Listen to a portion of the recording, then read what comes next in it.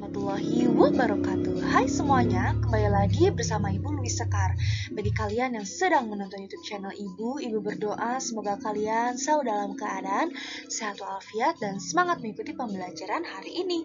Anak-anak, seperti biasa, sebelum kita belajar, marilah kita berdoa dulu supaya ilmu yang kita dapati dapat bermanfaat. Berdoa dimulai. Amin ya rabbal alamin. Terima kasih anak-anak yang sudah mengikuti berdoa bersama ibu di rumah kalian masing-masing. Anak-anak, hari ini kita akan belajar tematik ya. Kita masih di tema 3, subtema 2. Nanti minggu depan kita memasuki subtema 3 ya.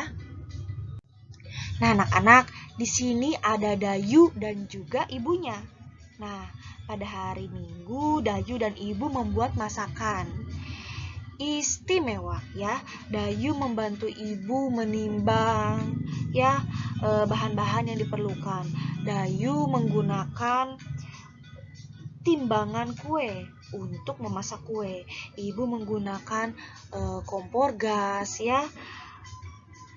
Kemudian kompor gas, tahu kan kalian bentuk kompor gas itu seperti apa? Nah, ibu menggunakan kompor gas untuk memasak.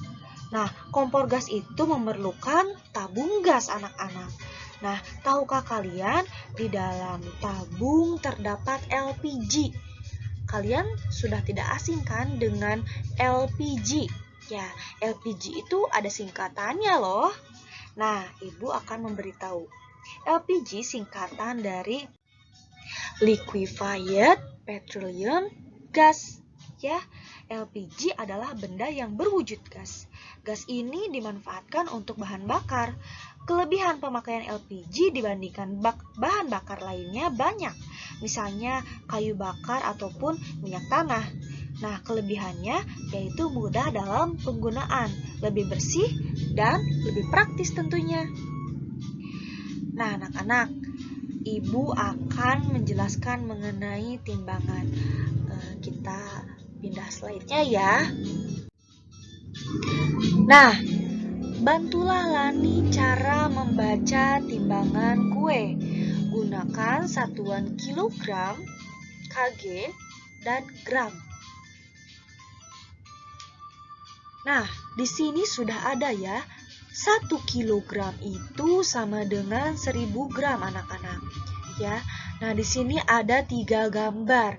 Di sini ada 3 gambar timbangan yang berisi ayam. Ini ayam dan itu juga ayam. Nah, di dalam timbangan ini satuan yang digunakannya adalah satuan kilogram ini ya. Kalian bisa melihatnya di layar kalian. Nah, setiap lambang dari kilogram ini berbeda-beda ya anak-anak. Kita hari ini akan belajar bagaimana cara menghitungnya atau membacanya maksud ibu ya. Nah, untuk gambar yang pertama dulu yang ini anak-anak. Nah, di sini panah yang menunjukkan ini ke arah 5 ya, berarti 5 kg. Namun tidak begitu tepat ya anak-anak. Dari jarum panjangnya ini tidak menunjukkan tepat di angka 5. Tapi di sini juga ada titik-titik kecilnya ya. Setelah 5 lebihnya itu ini ada titik-titiknya. Nah, setiap titik-titik ini itu dihitungnya 200 gram anak-anak. Nilainya itu 200 gram ya. Jadi titik yang pertama ini nilainya 200 gram ya. Nah, berarti di sini timbangan ayam ini beratnya berapa anak-anak? Ya, timbangan yang gambar pertama ini adalah 5 kg 200 gram atau 5 kg lebih 200 gram. Lanjut kita ke gambar yang kedua. Di sini juga arah panahnya mengarah ke 4 tapi lebih ya. Lebihnya ada berapa nih titik-titiknya? Anak-anak, tentunya kamu sudah bisa menghitung ya.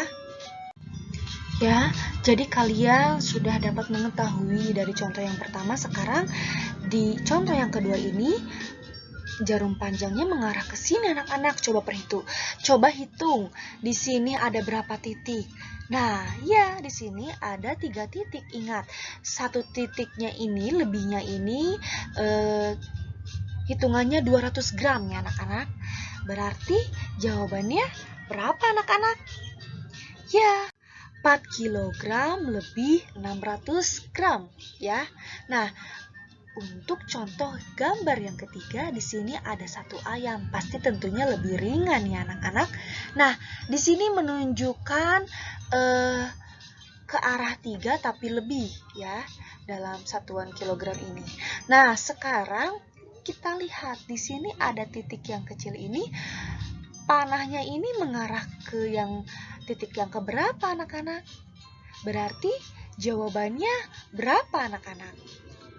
Ya, 3 kg lebih 400 gram. Mudah-mudahan kalian memahami ya penjelasan hari ini tentang timbangan ya. Kita lanjutkan. Nah, kerjakan soal latihan di bawah ini ya. Di sini ada jagung ya. Nah, di sini juga kalian sudah dapat melihatnya ya. Arah panahnya ini kemana, dan juga ini ada ikan juga. Silahkan kalian hitung. Ingat, sama ya, ini satuannya masih gram. Kalian bisa melihatnya di setiap timbangannya.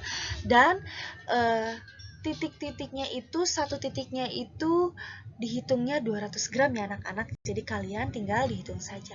Tolong dikerjakan soal latihan ini ya.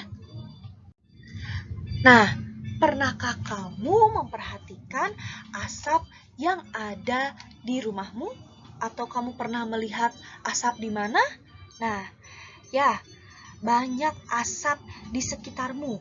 Misalnya, nah, kalian tentunya tidak asing ya dengan gambar-gambar seperti ini di lingkungan rumah kalian.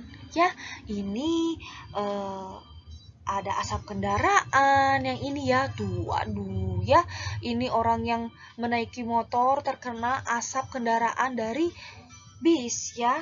Kemudian di sini kalian pun pernah atau sering sekali melihat hasil pembakaran sampah ya yang di sekitaran rumah misalnya. Terus ini juga yang dari pabrik ya anak-anak. Tentunya kalian sangat tidak asing melihat gambar-gambar ini ya, karena asap ini ada di lingkungan kita. Nah, anak-anak, asap itu berwujud gas ya. Walaupun di dalam asap masih mengandung campuran benda padat, hal itu ditandai karena masih dapat dirasakan dan dilihat wujudnya. Ya. Padatan yang ada di dalam asap berukuran sangat kecil. Nah, anak-anak, Udin membaca berita tentang bencana kebakaran. Bencana tersebut terjadi di beberapa wilayah di Indonesia selama tahun 2015 ya. Kondisi ini mengakibatkan asap menutupi beberapa wilayah di Indonesia. Nah, sekarang Ibu akan membacakan sebuah berita mengenai sebuah kebakaran anak-anak. Nah, ini dia. Ya, Presiden ajak masyarakat gotong royong tanggulangi kebakaran hutan. Nah, ini kebakaran hutan anak-anak ya. Rabu 23 September 2015 pada pukul 19.25 WIB ya, yang dilihat 7.054 yang menontonnya atau yang membacanya. Nah, di sini ada Banjarbaru Antara News. Presiden RI Joko Widodo mengajak seluruh lapisan masyarakat bergotong royong dalam menanggulangi kebakaran hutan dan lahan sehingga dampak buruknya bisa dikurangi. Masyarakat harus bahu-membahu membantu karena gotong royong adalah jalan keluar menanggulangi kebakaran hutan anak-anak ya dan lahan. Ujarnya di Banjarbaru Kalsel, Rabu atau Kalimantan Selatan, ya. Ajakan itu disampaikan Presiden saat melihat langsung kebakaran lahan dan meninjau titik api di kawasan Guntung Damar, Kelurahan Guntung Payung, Landasan Ulin, Banjarbaru. Presiden meminta masyarakat ikut berperan aktif mencegah terjadinya kebakaran hutan dan lahan sehingga dampak buruk berupa kabut asap tidak merugikan banyak pihak. Dibutuhkan kesadaran masyarakat menjaga lingkungan agar terhindar dari pembakaran lahan, di samping kesadaran tidak membakar lahan dan semak di sekitarnya.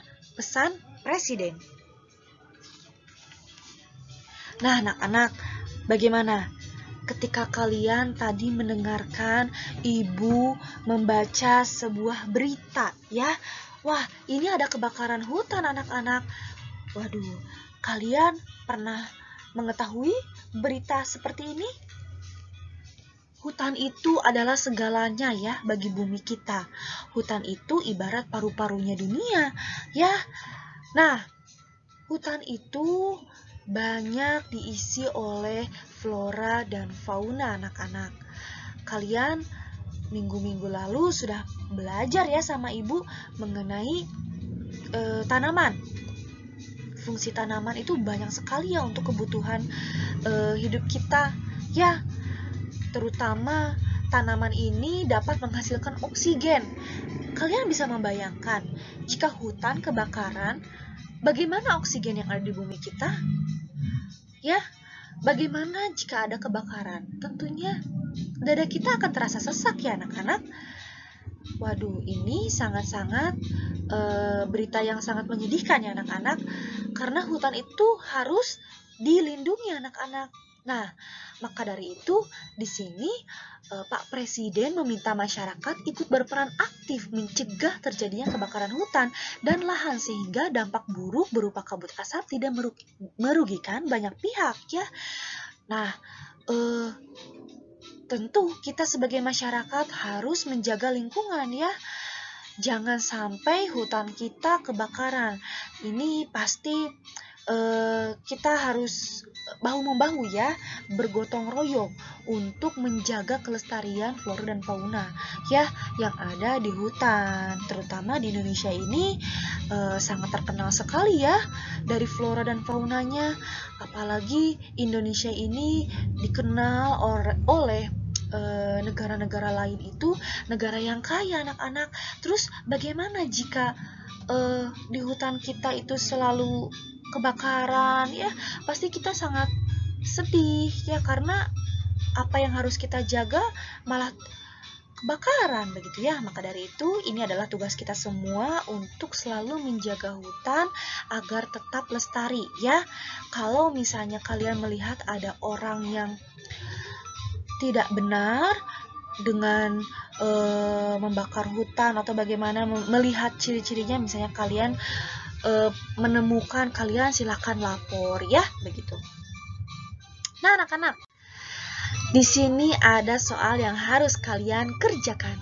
Kamu telah membaca cerita di atas, jawablah pertanyaan berikut ini. Nah, di sini ada 4 soal yang wajib kalian kerjakan. Yang pertama, apa pesan Presiden menurut berita tersebut? Nah, barusan sekali saja Ibu sudah menjelaskan ya, pesan Pak Presiden Jokowi itu apa sih menurut berita tersebut? Nah, yang kedua, mengapa gotong royong diperlukan untuk menanggulangi kebakaran hutan?